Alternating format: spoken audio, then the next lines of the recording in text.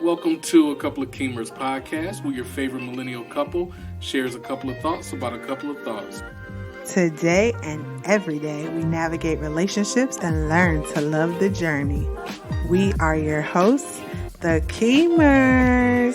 Ladies and gentlemen, I introduce to you my handsome, super intelligent husband, Chris. And I introduce to you my beautiful and talented wife, Francesca. And today on a couple of Keemers podcast, we will be navigating the relationship of being a pet owner. Before we get into that, though, we will start off with Attitude of gratitude. Like always. Yes. I always say that. But I'll start because I am grateful for the break that we've had, and everyone who stood beside us while we were on our break. We just needed some time to rest, reflect, and recuperate. So we are back with some great topics. If you have a topic, feel free to let us know what you'd like to hear from us. But we already have some great ones in the works. But we always like to know what you guys like to hear. So Right. we will definitely consider those and eventually get to them. So please let us know. What are you grateful for? I'm grateful for not only that you mentioned about rest, but I would say I'm just grateful for family and the people in our lives who really continue to not only support us with the podcast, but beyond the podcast, and just in general, it's a great feeling, and I'm just very appreciative and don't take it for granted because, life is so short and you just can't take good people, for granted, especially when there's people that you're related to, or even if you're not related to them, but you have that close bond to where you could be related to them. So overall, I would say I'm grateful for the support that we have in our lives. Okay. Me too. So let's get into it. Being a pet owner. Oh, yeah. So, during this quarantine and just in everyday life before, and we don't know after a pandemic.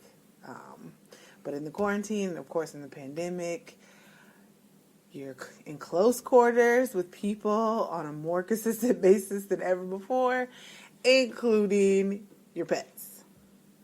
So I would say some highs and lows in general, and then, of course, we'll touch on being in the quarantine and the pandemic. Some highs would be they're so loving. Yeah.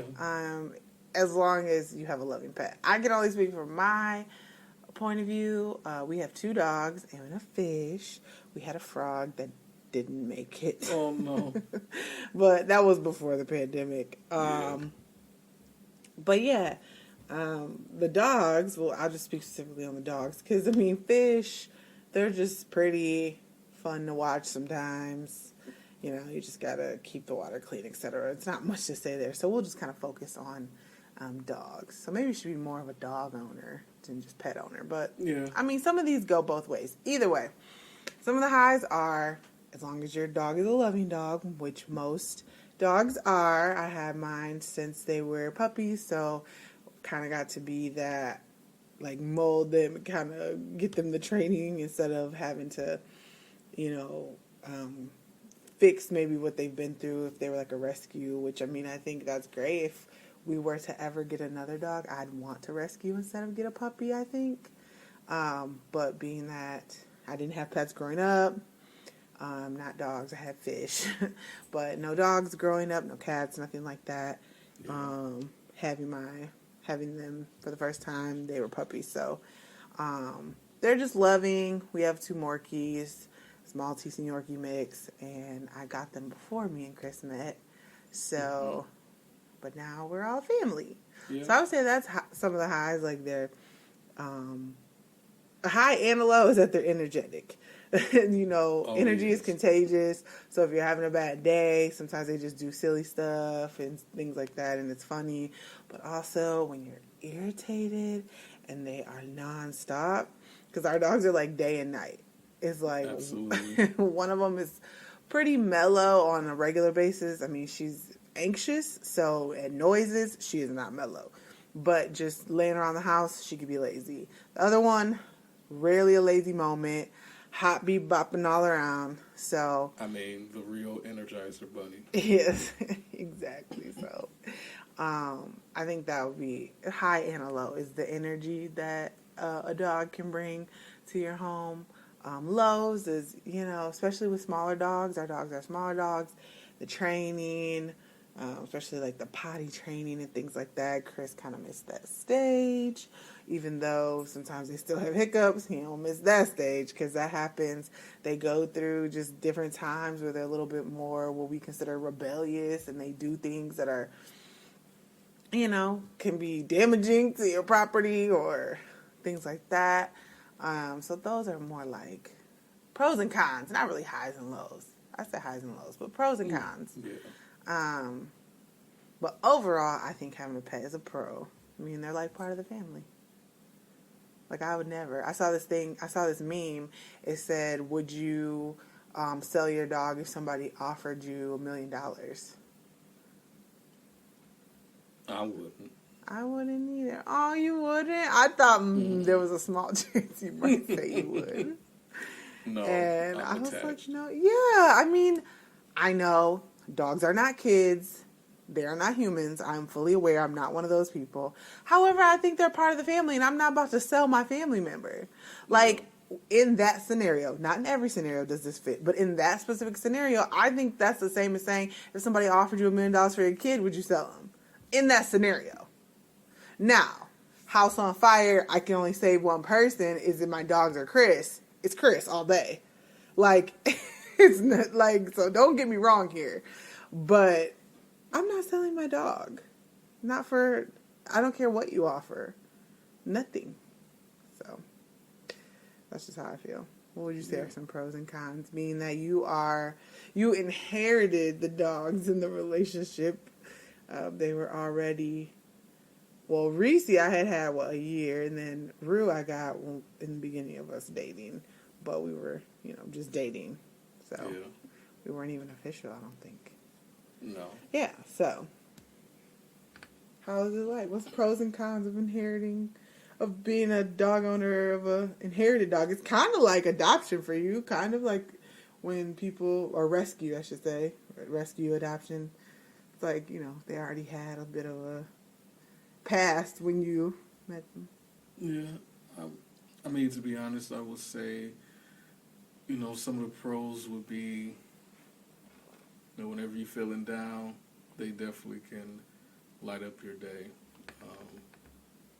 Especially if you... I said that, Keemer.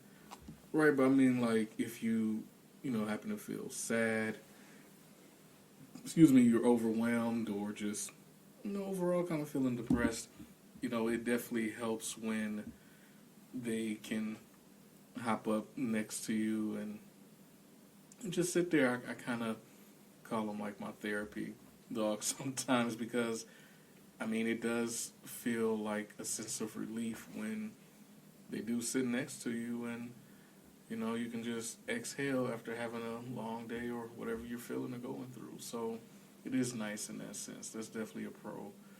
But a con would be, you mentioned it earlier, when it comes to like the accidents,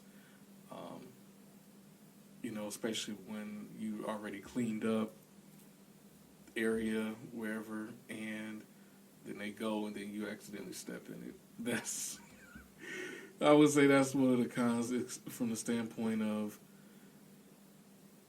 you've already put in the time and the effort to do something, and then when that happens, it's like, but they're animals, so they're going to do what they do. Yeah, I think they're more like forever children. If we want to compare like kids and dogs, it's like, okay, I mean, it depends on the dog, but our dog's lifespan, I think, is like 12 to 16 years or something. So it's like by the time a child is 12 years old, they're way different than when their firstborn. Like, the maturity level up there. Especially 16, like, that's dang near an adult. This looks like the closest to an adult you can get without being an adult. But dogs, I don't care if they're 1 month old or 16 years old. They need that care. So that's like a big thing to consider. I mean, some of these are like, duh. But I don't know. If you're considering getting a pet, like, you might not have thought of this. They definitely mature. Like, there are puppy attributes and, full-grown dog attributes, and they're different. And it is similar in, like, a dog's line of maturity. But overall, they're never going to be able to open their own door. I mean, all of these things have little caveats, and there are dogs that are more trainable than others. But, in general, you have to be there. You got to feed them. They're not going to be able to get their own water and food and, ever. So that's just, they can't be left alone for long periods of time. Just things like that. I don't know. Yeah, I agree with that. They definitely create that sense of, like you said, forever children, and that there are certain needs that they have that we, as the owners, have to always attend to. And I think, like, our generation, like millennials, a lot of us have decided to only have pets and not children. Have you found that? No. Really? I know a lot of people who don't want children. They just want pets. I guess I can't think of anybody off the top of my head that I know of personally, but I think that's because a lot of, the people that I know are married and or already have a child or kids. Well, I think when not already having kids and kind of, navigating that decision, who knows what'll happen. I mean, we're all still just, late 20s to mid 30s at this point, as far as millennials go. But I think a lot of people, I would say the percentage of millennials that decide not to have kids is extremely smaller than the percentage of even Gen X that decided not to have kids. Yeah. So I think being a pet owner and the type of pet owner, because even like back in the day, people would have dogs, but they're outside dogs, having a pet that you coddle more and treat more like a human, keep them in the house, let them sleep in your bed, things like that. I think that's more prevalent in our generation than any other generation before us. Yeah. Not to say no one did that, because we all know at least one person that treats their dog like a kid, probably in each generation. But I mean, as far as just in general consensus, I think our generation is more prone to have pets before children. I don't know. Tell me what y'all think. That's been my experience. And they always say, pets is a good way to see how you'll parent and the decisions that you'll make. I feel like for us it's been different though, because we didn't get the dogs together. Yeah. Like, I know people like get married or start their relationship and live together or whatever, and then they together get a pet. But like, ours was different. Yeah. So it's hard to say.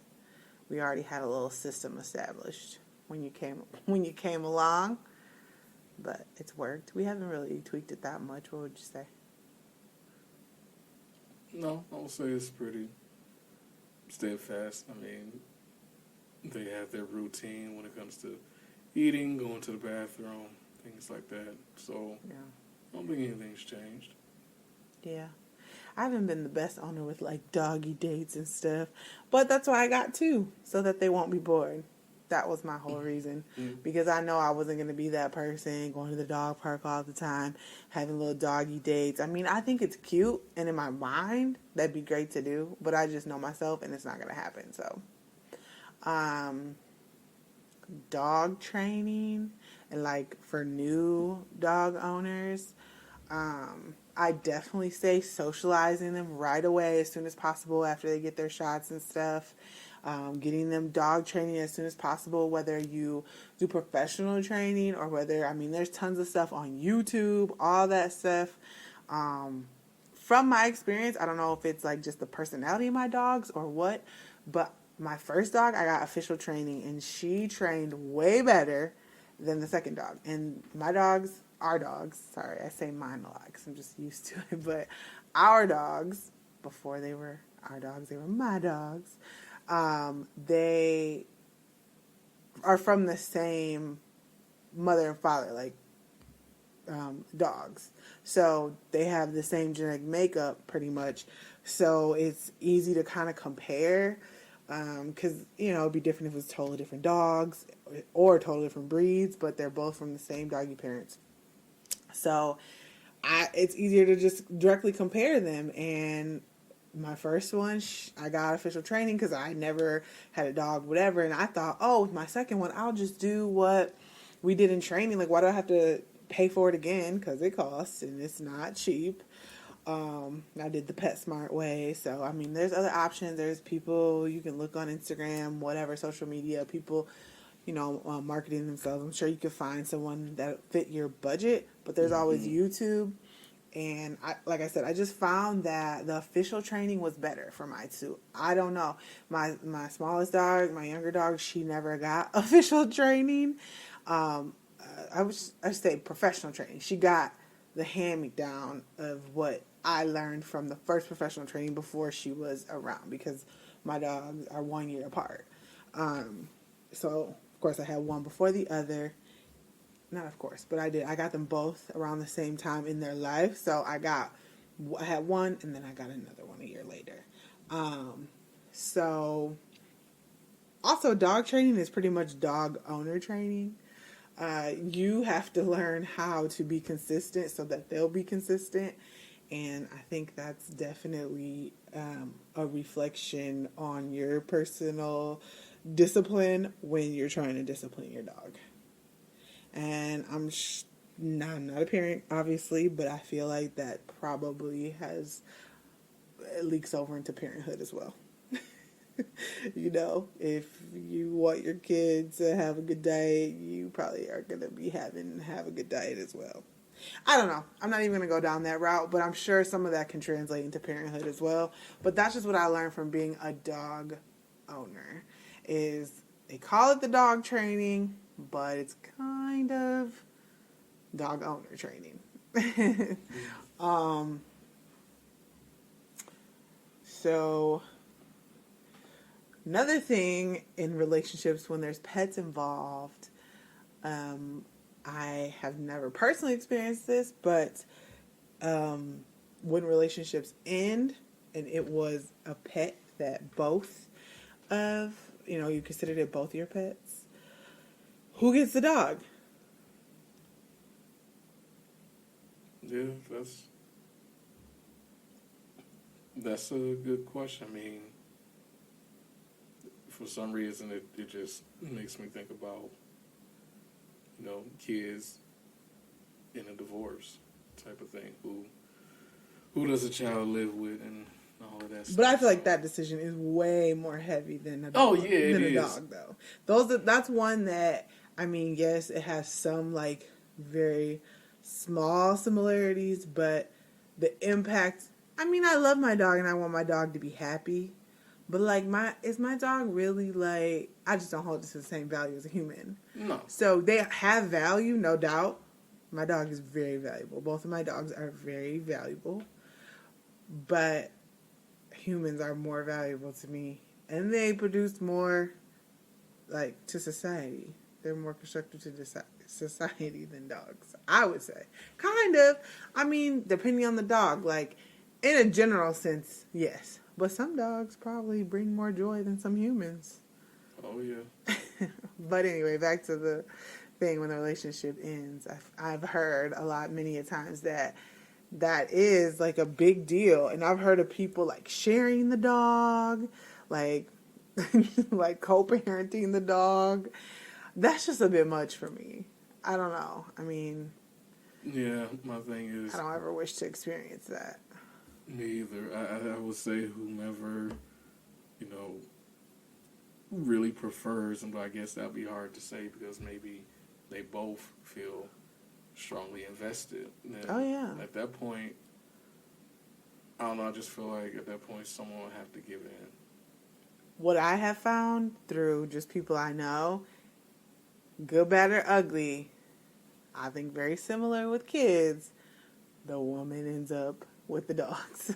Just like many times, 9 times out of 10, probably 9.5 times out of 10, women end up being the parent, the main parent, when relationships end. So, I don't know. I just think it's not funny, but it's just something you think about in relationships. One thing that I don't think I'd ever have thought about until, people that I know went through it. It's like, who gets the dog? And there's like a fight over the dog, and it's very serious. Yeah. Yeah. So another major decision I say for dogs is like, what I found is like the dog food that they'll eat. It's so crazy. Like, these are just things that I thought were just simple, and they just were not. Like, dog food. You're like, oh, puppy chow. Well, my vet told me that puppy chow is like the McDonald's of dog food. But how many people do we know that live off of McDonald's? And, I'm not trying to say they have the best life, but they're not dead. Nope. So, I don't know. I know tons of people who believe in puppy chow, dog chow, and that's all they feed their dogs.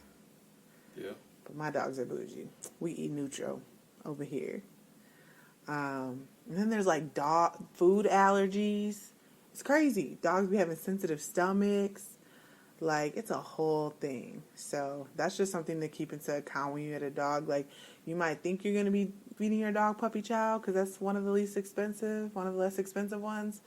But your dog might not take kindly to puppy chow or dog chow. So be ready to maybe fork out some money on that food. We get the big old bags, 40 pounds. That lasts the girls like 2 months, 2.5. Mm-hmm. So, Amazon subscription delivery. I know people who like using Chewy. To me, that's just the easiest. Like, they always gonna renew it, and you always gonna have food. You don't have to worry about it. And if you get large amounts because you have a large dog or multiple dogs, getting it through the delivery service, all you got to do is drag it from your doorstep in the house instead of off the store, in your car, in your house. So that's just my personal recommendation. Yeah, I think that's super helpful because once you see it outside, you just pull it in and take it to the kitchen. That's it. And then vet bills. Oh, goodness, yes. And there's no real insurance for dogs. Like, there is an insurance that some different providers have, but ultimately, like, it's not great coverage. And some dog procedures are very expensive. From the get-go, if you're gonna fix your dog, neuter or spay your dog, that's an expense. Vaccines, that's an expense. If you want to get them chipped in case they get lost, that's an expense. I guess all of these things are technically optional. You don't have to get them fixed. You don't have to get them vaccinated necessarily, but some of these things, I don't know. I recommend it, but I also recommend making sure you go to a trustworthy vet, because I have heard of vets giving too small of dogs too soon of vaccines and then not ending well, if you know what I mean. So waiting is fine as well, but these are just like the standard things you're going to be approached with if you take them to the vet. And then depending on where you live, like, you need to have them registered with the county or the city. You got to have the rabies vaccination and the tags and the collars and all that stuff. I have family that live in more rural areas down south, and they don't be doing none of that stuff to their dogs. But our dogs are city dogs. They got all that stuff. Yeah, it sounds like we're talking about another human. Because when you say all these things, and then with the insurance part, it's like, well, what does insurance actually cover? You pay it every month, and like ours, it pays the sitting fee. So no matter how many times you make appointments with the vet, like just to make an appointment with the vet, a lot of times costs, like just to enter their office. It's not usually much, like not more than $10 usually, but you don't have to pay it. And then you get discounts off the procedures, just discounts though. It's not fully covered. I think all vaccines are covered, like basic vaccines, because they had the flu vaccine, the COVID vaccine or whatever for the dogs, and that was not covered.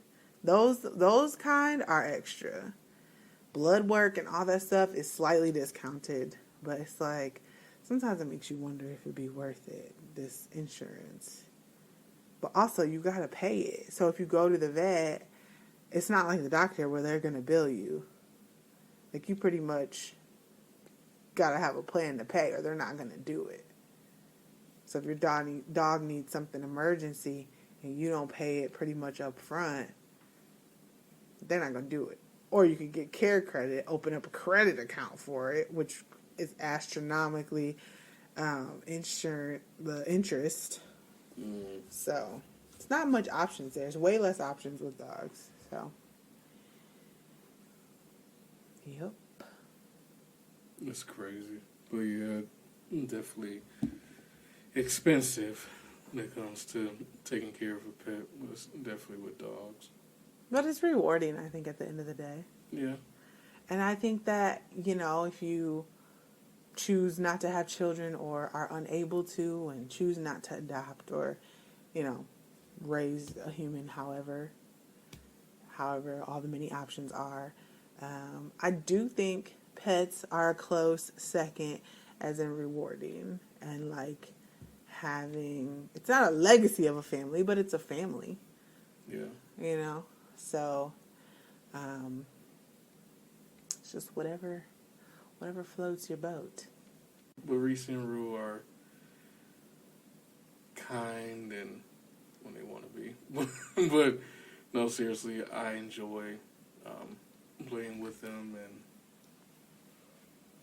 and being around them. They bring a lot of positive energy. And learning their little personalities is so cute and all that stuff. So let us know if you have pets and your favorite thing about your pets.